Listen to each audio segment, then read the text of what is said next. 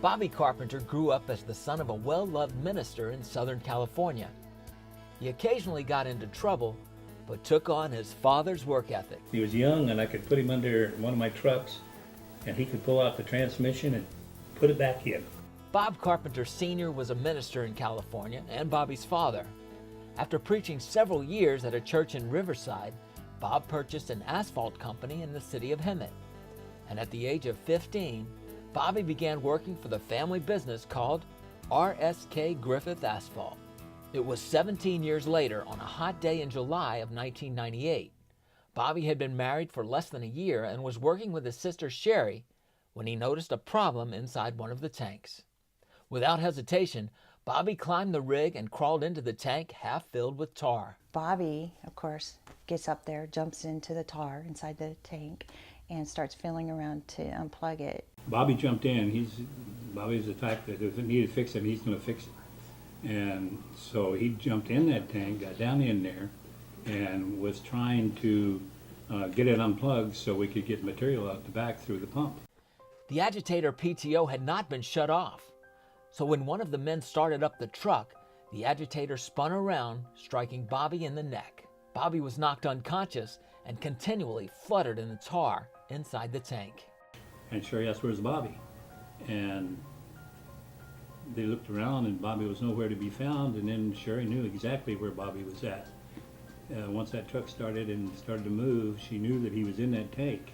So I just dropped everything, ran, climbed up the side of the tank, got inside the tank, jumped down into the tar under the bar and started feeling for him, and I felt him and pulled him up as quick as I could. Well, as little as she is, she jumped up into that tank at the very top, got down inside it, lifted Bobby up out of the seal coat, and then she lifted him up, which was about 5 foot up.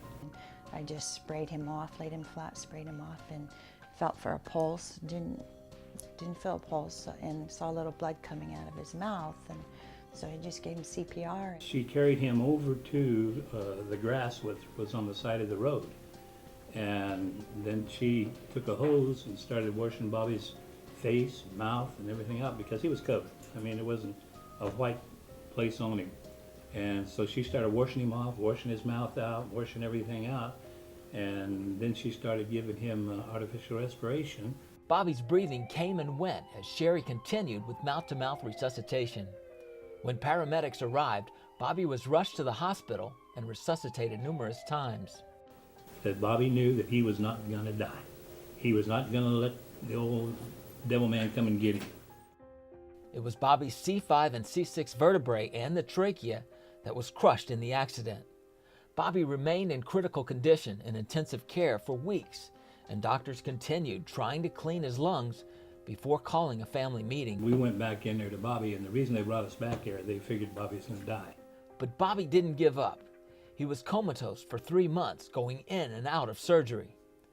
Bobby went into a coma and was rushed to different hospitals. He had 18 surgeries on his neck, his back, and his heart. But Bobby's wife was very unhappy with the situation. They ended up going through a divorce while he was in the hospital. When Bobby got out of the hospital, he moved in with his sister Sherry, and they have now lived together for more than 10 years. Bobby is lifted in and out of his bed and fed by hand, although he does have some motion in his arms. And I still think one of these days, the Lord's going to make his arms and legs work again. Bobby is now able to steer himself in an Xperia healthcare wheelchair and loves nothing more than getting out of the house and spending an afternoon on the road. So if you want to meet a really great person, he is the one. He is the best. He handles it well. It's like he doesn't have a handicap at all. In spite of his paralysis, Bobby controls all wheelchair motion, using only his mouth. Bobby, I don't know, I think he's gotten smarter since he got hurt, because I can ask him questions and he can answer them, and he always comes up, well, Dad, did you do this? You know, did you do that? Did this work? Well, that don't work, Dad, let's do it this way. And that's the life of Bobby Carpenter, a man who has survived debilitating injuries but still lives a full life, enjoying shopping, movies, and working on the board of directors with the R.S.K. Griffith Asphalt Corporation.